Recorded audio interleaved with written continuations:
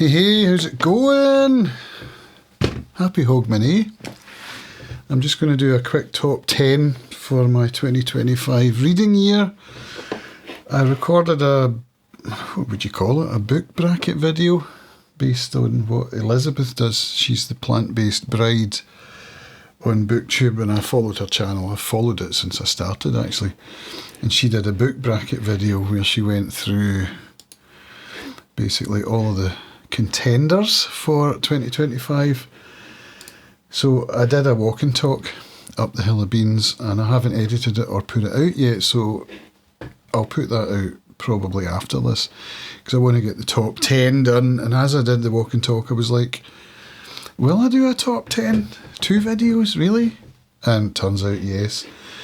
So here I am doing the top 10, and I have it here as I'm writing an essay for my Substack about the same thing. So it's not easy whittling it down to 10, is it?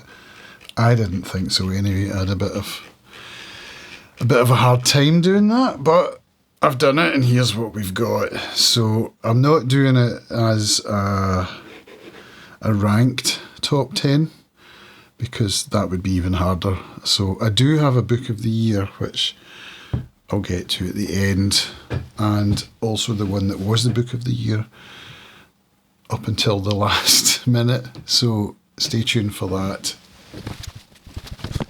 Right, I have physical copies of most of them, just 2 I couldn't find, which is annoying, but we're getting the house ready to decorate and move, so yeah, there's stuff everywhere.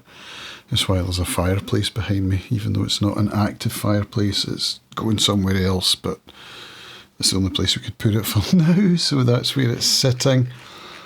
Right, so where do we start? Right, first up, these are in the order in which I read them, right?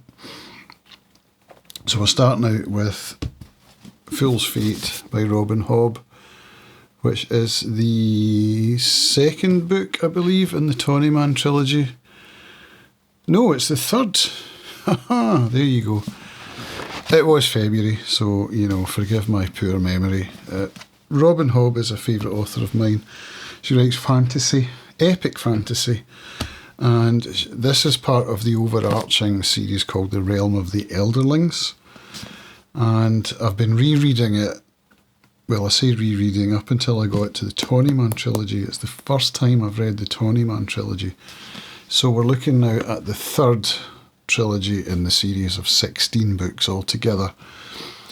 And this one, just blew my mind. Fitz, the character, he's one of my favourite characters in fiction. And to follow his story as we do in the Tawnyman, I just had such a great time with it. And I'll remember forever driving through Largs on the west coast of Scotland in the dark, windscreen wipers going, and getting to a big reveal and being like, So that's my first top 10 book. Next up is Charles Dickens' Bleak House. I've made it a goal of mine to read all of Dickens before I die. So this one, there's a wee card from my friend Gary. Hello Gary, if you're watching. It was, this is my second Dickens, the first one being Great Expectations. Started it in January, and it took me to March to get through it. It's a chunky book. Yeah, about 1,000 pages, give or take. And with this one, as with Great Expectations, I struggled a wee bit to get into the style of it. And so I found Katie Lumsden's vlog very helpful. She's a booktuber that I've been following for a long time, and she did a vlog going through this in chapter chunks. So I found that helpful, and I also found the TV show helpful. Charles Dance and Gillian Anderson, that one. So yeah, it was a fantastic book. I love Dickens. Yeah, it's just takes a wee bit to get into, the vibes, the style, but I love it. So next up for this year is going to be David Copperfield at some point. Next up, right, this is one I couldn't find. It's called A Disaffection by James Kelman. James Kelman is a Scots author who writes in the Scots dialect. This is a book from 1989 and it was nominated for the Booker Prize. I believe he won the Booker Prize with his next book, How Late It Was, How Late, which I've also read and also love. So A Disaffection's a reread for me. I first read it when I was abroad, when I spent a year in Odessa, Ukraine, and I used to borrow a lot from the British Council Library at the time. And this is one I picked up from there, and it just blew my mind. It's a slice of life, as is How Late It Was, How Late. It follows the character of Patrick, who's a school teacher in a Glasgow school. And what would he be, 29, I think, 30, that kind of age. So about the same age I was when I first read the book. And he's disaffected, struggling with his job, struggling with the bureaucracy, struggling with society and his place in it. And it resonated so hard for me because it reminded me of where I grew up. So I grew up not too far from Glasgow. And so that culture's something that I was immersed in, obviously, because I grew up in it. So I could relate to the main character in a big way. And there's a scene in there where he goes, I think it's his brother's house he goes to, and they're having an afternoon bevy session. And the banter between them all is just, is brilliant. So, definitely a highlight of my reading life because, second time around, 30 years later, still blew me away. So it's an author I'm going to go back to and read more of, for sure. Next up, this is another one I can't find a physical copy of. It's somewhere, Stalin's Children by Owen Matthews.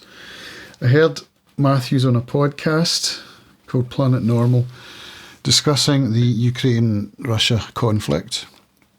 I thought, he sounds knowledgeable. So I looked up his recent book, Overreach, and bought that, read it, loved it, and then put his book into my database in Notion, only to discover that Owen Matthews already had a place in my author's database.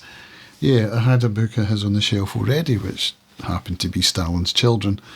This is a biography, or an autobiography, where he documents the life of his grandfather, who was a Russian engineer, a Russian intelligentsia, would you say? Or maybe bourgeois? I don't know what you would put him, really. An academic, an engineer, so he ended up being purged by Stalin in the purges of the 30s, 37, 38, and his mother escaped. She was an orphan, basically, she and her sister, and it goes through their lives during that period, and then it also goes into his father's life and his trying to get a Russian woman out of Russia to get married, basically.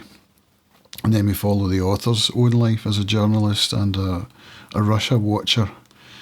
So that's something I can relate to. You'll understand if you've been on my channel for any length of time.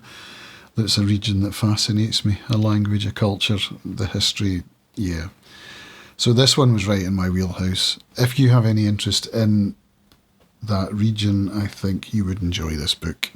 It's not a long read, but it's very moving, actually. Next up, I've got Oblomov by Ivan Goncharov. It's an old Russian classic, a favourite of mine. It's one I read at uni in the 90s, and it's the only book I read at uni that I really got. And it follows the character of Oblomov, who suffers from an affliction, sometimes translated as Oblomovism, sometimes translated as Oblomovitis. But in this translation by Stephen Pearl, interestingly, he doesn't translate it, he transliterates it. So it's called Oblomovshchina. And I kind of agree with his decision, actually. But it's a condition whereby one has trouble engaging with life. One feels a sense of malaise and disconnection. So Yeah, he's an aristocrat, the main character. He's got serfs, which means he has income. He's got an estate, and he has a housekeeper, a serf who looks after him called Zakhar, and the relationship between those two is fantastic. His best friend is a German called Stolz, and he's very much a kind of a go-getter, you know, and he comes in and he's like, come on, Ilya, you have to get up, go get him, you know, sort yourself out, here's what we're going to do, and he makes a to-do list. And then there's a love interest, so that changes him a bit, and it follows the story of him really talking about purpose and meaning and how those are so important to get one off one's arse and into action. And it talks about the difference between the sort of Asiatic Russian culture and the more Western European culture that's represented by Stolz, and how Russians have a bit of both and how that can pull and push. Whenever someone asks me for a recommendation for a 19th century Russian classic, this is where I go. I recommend Oblomov to them every time because it's overlooked and brilliant. Next up, London Fields by Martin Amis. This is another reread, and it's one that I read in the mid-90s. Stayed in my mind. It's one that moved me very much when I read it the first time. It follows the story of Nicola Six, who's a seductress, who's a young woman who knows that she's going to be murdered in London. That's based around Notting Hill, which I believe is where Martin Amis used to live. And she doesn't know who's going to murder her, but then we're introduced to the characters, the potential murderers. So we've got Keith, who's a darts player in the pub scene in London, a fantastic character, a very sort of dark, problematic, probably is a good word to describe him. He's not a nice guy, but he has certain qualities about him that are kind of endearing. But yeah, he's one of them. The other one is a writer character who's kind of narrating the book, an American who's dying. He's got some kind of terminal illness. And then the third character is a more well-to-do character, also lives in Notting Hill, but in the posh bit, whose relationship with his wife is difficult, and his son, is it Marmaduke, I think is his son's name, he's a very difficult child. So I can't remember the character's name. He ends up meeting Keith in the pub, where Keith hangs out and plays darts, and so we've got these three characters, and we follow how their lives intertwine with Nicola Six as the kind of linchpin between them all. And it's very dark, very well written. Amis's prose, mwah, chef's kiss. That's really partly what kind of kept my attention. If you get the audiobook, the narration by Stephen Pacey is fantastic. The way he does the accents and the voices, superb. So Martin Amis, touche. I will be reading more of your work, hopefully this year, we'll see. It's an all-time favourite. Right. Next up, we'll skip that one for now. We'll move on to The Grace of Kings by Ken Liu. The end of the year for me was just banger after banger. So 4 of my top 10 I read in December. This one is an epic fantasy. I believe it's his debut novel. I know Ken Liu's also a translator. I know that because I have a translation of his, which is The Three-Body Problem. I haven't read it, but I did watch the TV show, so he was on my radar already. This one came recommended in a Discord server where I hang out by Andrew Watson's Discord, who's an author on Booktube as well. And yeah, it turned out to be well recommended. It's epic in its scope. It follows different characters who... I mean, there's no goodies or baddies. It's one of those kind of ones where you follow the politics of it all and the sort of interaction between really two different factions. We've got a republic, we've got an emperor who falls quite near the beginning, so that's not a spoiler. And then we've got the two characters who kind of vie for power amongst these disparate kingdoms and build up armies, and the friendships between them, the relationships between them. The women characters in it as well, who are very strong. It's a fantastic novel. It's one that I'm going to be following up. This is the first, I believe, of 4 books in the Dandelion Dynasty. It's got kind of Eastern vibes, and it reminded me a little bit of Homer, particularly the Odyssey. I got those kind of vibes from it as well, although not set in Hellenic Greece, but more kind of Eastern sort of feel to it. So well done, Ken Liu. This was a great read, and one I'll probably read it again before I go on to the next one, but we'll see. We'll save the best till last. Next up, Jude the Obscure, which I just finished a few days ago. This is a book that had been on my shelf for over 30 years. I started it in probably 1996 and wanted to get to it this year. So here we are in December, towards the end, picking it up. And I read it in like 4 days. Listened to the audiobook while I was driving, and it's a very dark book. I'd read Tess of the D'Urbervilles twice, in fact. That's the only Hardy that I'd read up until this point. I knew that Hardy wrote a dark book, you know. I didn't know how dark it was going to get, though. So this one follows the character of Jude and his desire to better himself, going from poverty into the city of Christminster, where he wants to study. And he self-studies. He looks at Latin and Greek, and he reads a lot to prepare himself to get there. And eventually he does get there.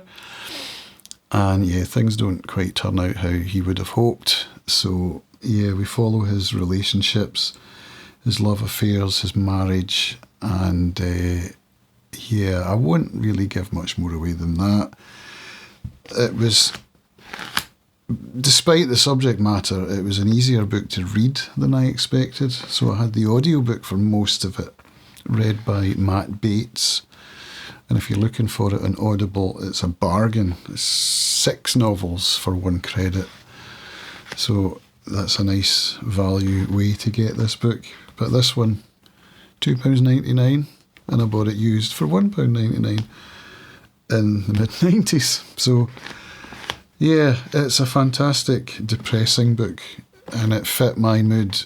You know, I read it between Christmas and New Year, so it fit my mood because I'm a bit of a Grinch, to be honest.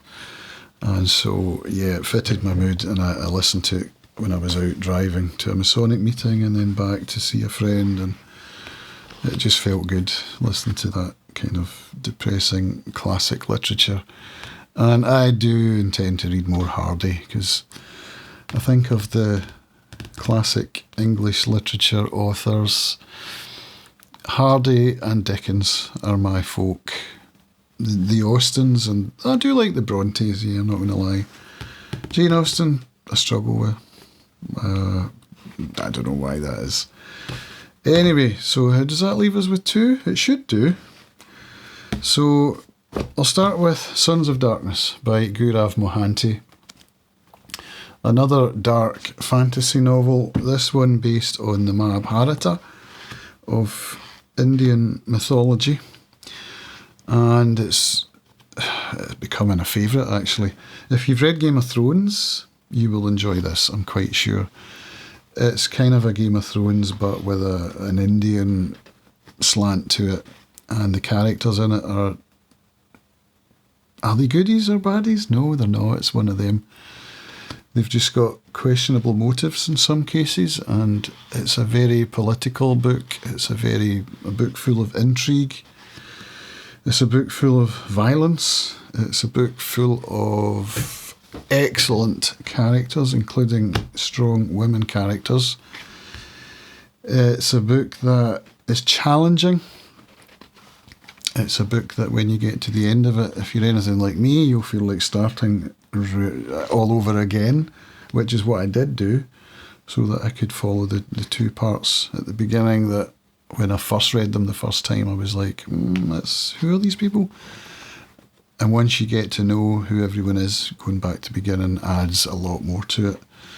Its sequel is called Dance of Shadows, and I will be reading that in 2026 for sure. It's highly possible I'll listen to this again, because it's an absolute banger. That was my book of the year, right up until I picked this one up. Susanna Clarke, Piranesi.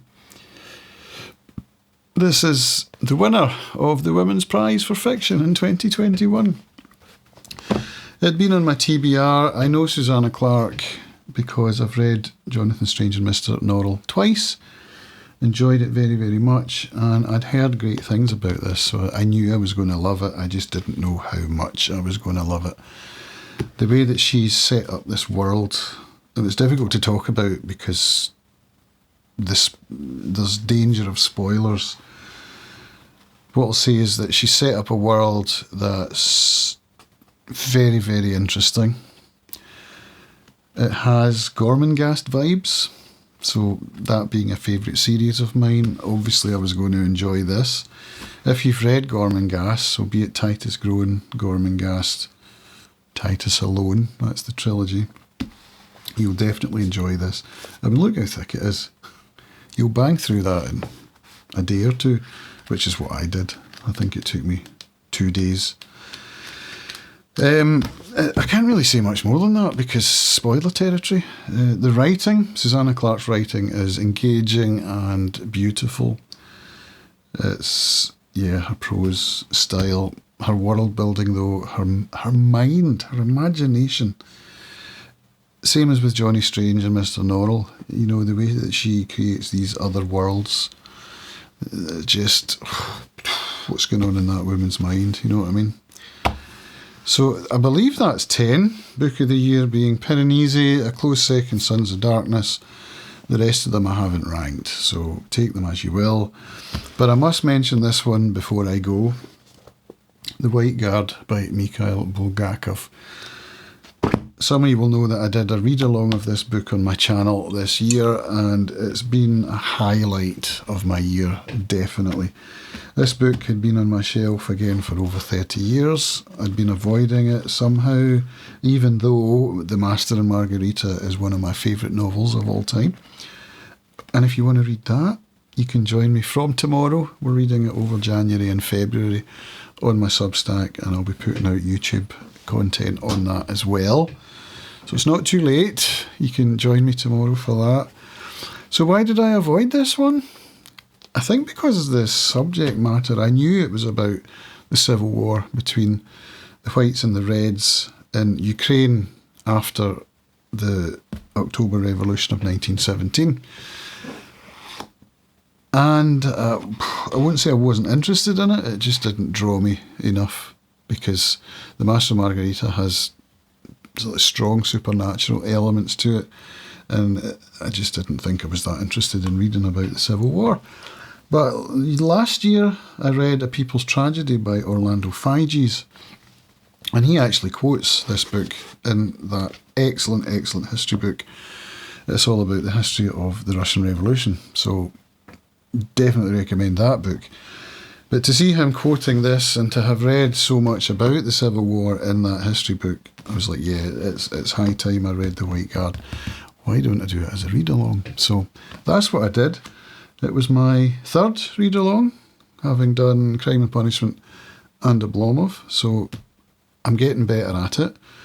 It had some followers that were engaged, and that was fun. And I did a Zoom call with paid subscribers at the end of the reading, and guess who came along? Roger Cockrell, the translator of this edition of The White Guard, and also the translator of Crime and Punishment. That was my primary copy for that read-along as well. So that was absolutely delightful. getting to meet with Roger and to spend time talking about this book and about his translation. Got to ask him some questions. That video call is available on my channel, but still for paid subscribers. I don't want to release it for public because that wouldn't be fair on those who paid to join. So that's where that is, and I'll probably do something similar for The Master and Margarita. So although it's not in my top 10, I couldn't possibly close this video without talking a little bit about The White Guard, because it's one of my greatest achievements of the year, and it set me in good stead for continuing to read more Mikhail Bulgakov. So there we go, we did it.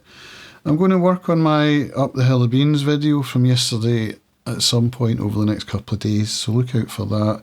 It was a very interesting walk and talk, and I'm going to do more of that as we go into 2026, because number one, it's good exercise for me, and it encourages me to do the exercise if I know I'm going to be recording some content with you. And secondly, I've made it a goal of mine this year to loosen up with my content, my video content particularly, because I'm the kind of guy who overthinks things and imposter syndrome can get in the way, and I just feel, and then I end up not publishing as often as I would like. And some of the YouTubers that I follow in the book space put out much more prolific content, and they're doing a lot better than I am in terms of engagement. So I think the algorithm rewards more, not frequent, because what's the word that you use? More often content? Putting out content more often. I'm trying to avoid using frequent or regular, because that can mean once a year, can't it? So there we go. Thanks for watching this long rambling top 10 video. I look forward to engaging with you, my audience, in 2026, because I'm just having the time of my life with these books. So thank you for your support. It's very much appreciated. And have a very happy and prosperous new year. See you later.